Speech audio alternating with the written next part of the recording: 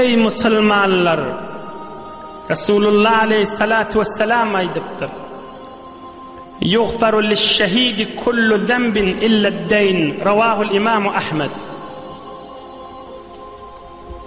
Bir adam şehit bolsa, din yürüysün, musulmançılık yürüysün deyip kanını seçip can verse, Allah şoň hemme günäsini geçecek. Ýöne birinin hakyny yen bolsa odurýar. O geçilmeýärdir. Şehidike kanı dökülýär, o şoň menen hemme günäler dökülýär.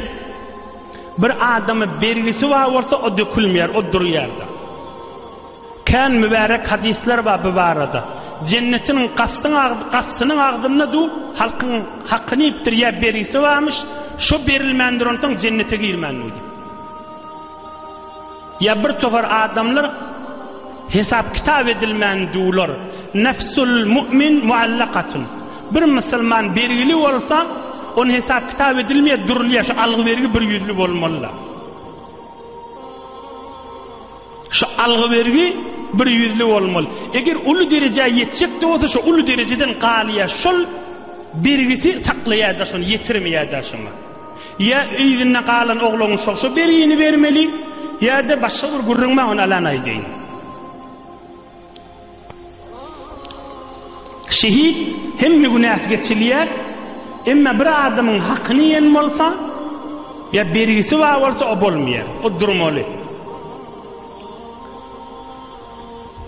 Haysi şehitçi şılay dilýän gurrun bir şehidike bergisine ehemmiyet berenak, bergisine kellesine ağırdanak, bergisine pikrin harap edenak, şu şehitçi. Yani näme? Yani isini düşünjek bolsak şu gurrun dinläýän Resulullah'ın aydan kefe.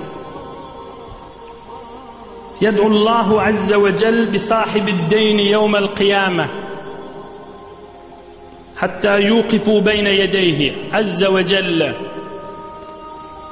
Kıyamet gününde Huday Teala bir bergili adamı mahşer meydanına öwegelleyecek. Ohum aytacak: ey Adam oğlu, fîme ahadte hâded deyn ve fîme zayya'te hukukan nas. Näme dip bergili boldun? Näme dip adamları awundur koydun diyecek Allah Teala.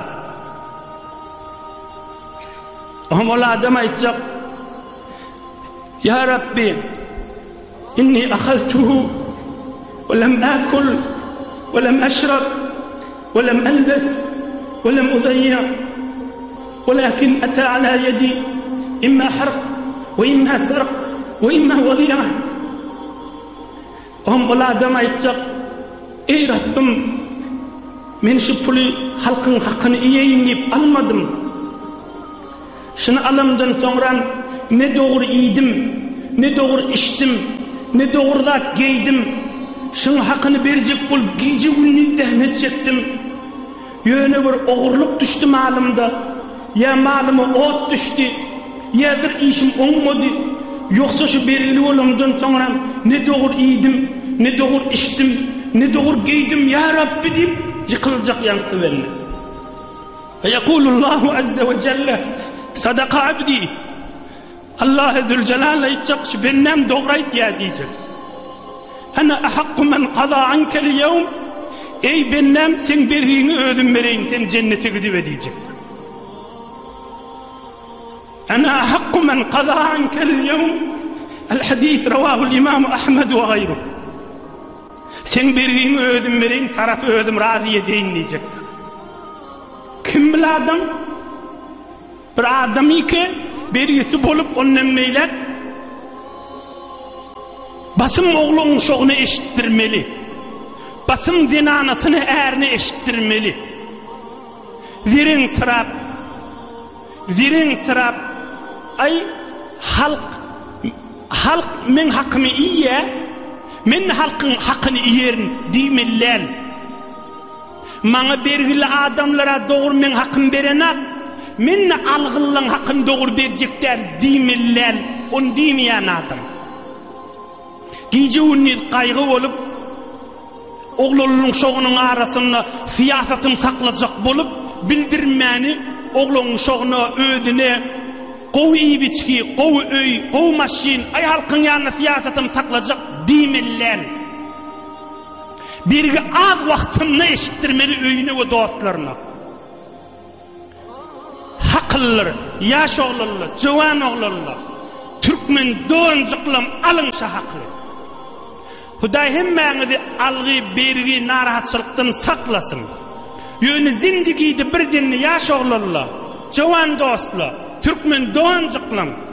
Bir wagtda adajyk berige girsen, şu bergiden çykjak bol, ýene berige girme.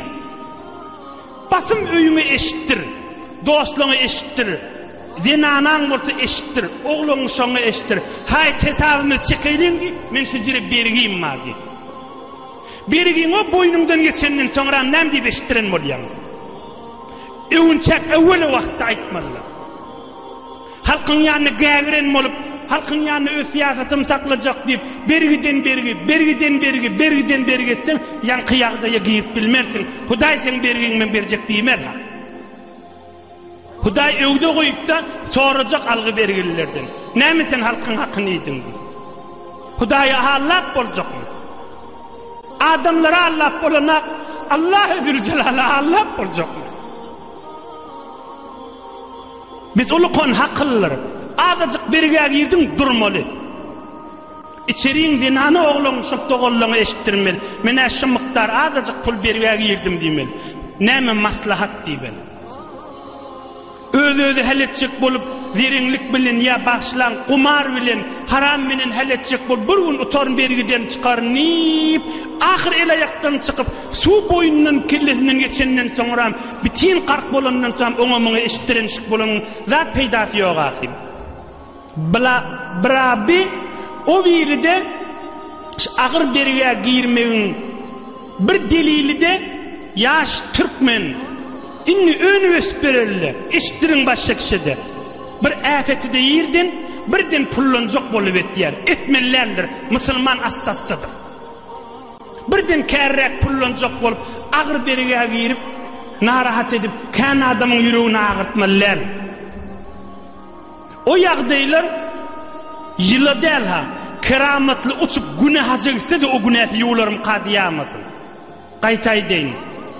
Şu ýagdaý bolup da keramat bolup haman aýtýanna günne Mekke'ye gidip 5 wagt okyp gelse de kıyamet bu bakat yakat tutulacaktır.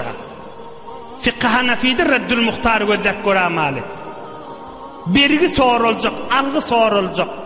Emme yankı ýagdaýda bolsa, jany bilen çykjakdan dogry iman, dogry içmän tarafada düşündürüp, ara adam salyp, yenak, içenak, giyenak, içersi bilen, jany ýogy bilen berjekden tüýs musulmandyr.